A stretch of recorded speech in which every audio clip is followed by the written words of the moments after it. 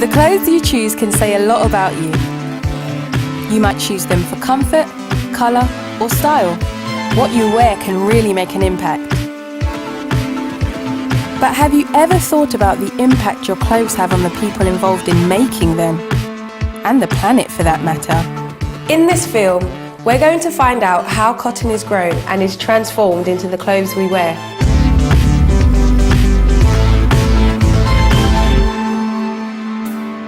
My shirt has been in the making long before I bought it.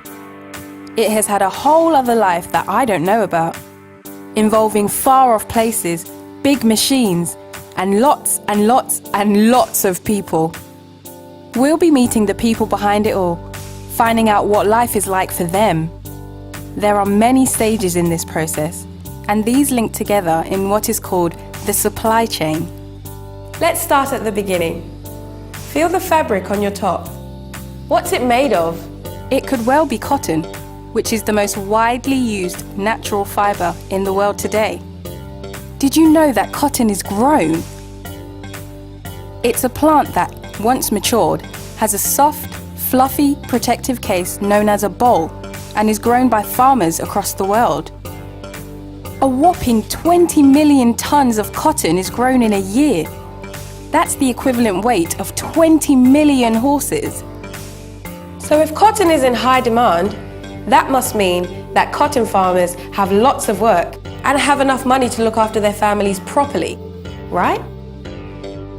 Sadly, many cotton farmers in developing countries, including leading producers like India and China, live in hardship.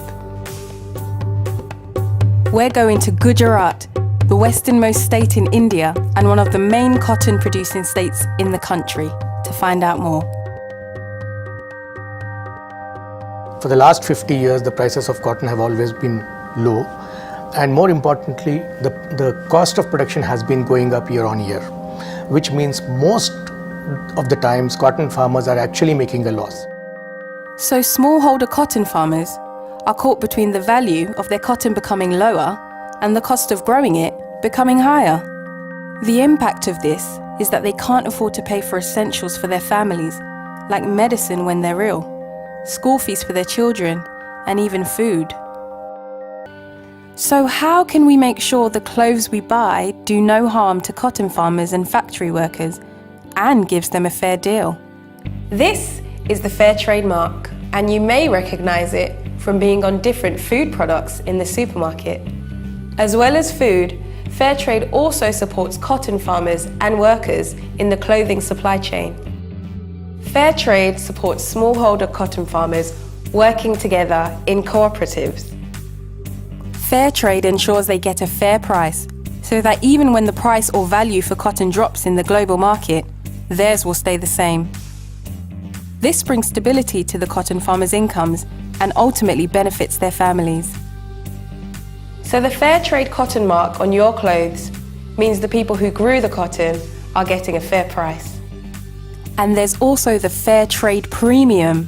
Cotton farmers in the fair trade system also get a fair trade premium which is over and above the selling price. They decide as a cooperative to use these premiums to invest in their farms, to send their children to school and other community benefits.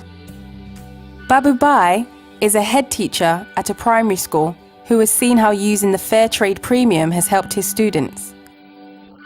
Initially, we had no access to water here.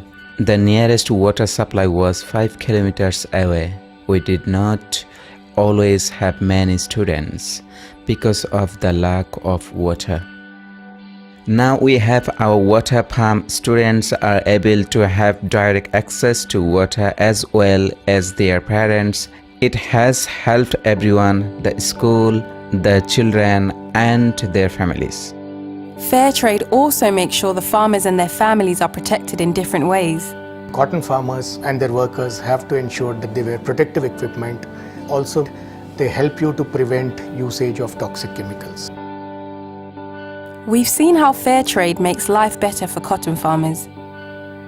So what can we do to help the many cotton farmers and factory workers who aren't yet benefiting from Fair Trade support? It's really easy to lose touch with how much our clothes really cost to produce when retailers slash their prices and wow us with bargains. But what's the real cost of our obsession for cheap fashion? And how can we make sure a fair price is being paid to the people doing the hard work? You, me, all of us have a lot more power than we think in all of this. Retailers need to sell clothes. They need us to buy them, which puts us in prime position to say what we will and will not put up with. By letting your favourite clothing shop or brand know that you want your clothes to have been made fairly, they'll start to sit up and take notice, especially if loads of us do it. They may begin to think that being part of the Fair Trade Textile Standard is a good idea. And as well as that, we all check the labels for the size and price, don't we? Well, we can check for the Fair Trade mark too. This means that that piece of clothing meets all of the standards, and that the people involved in making your new favourite shirt got a fair deal for their hard work. So there's much to change for the people who make our clothes. We've seen that change is possible and can happen, and the change begins with you and me.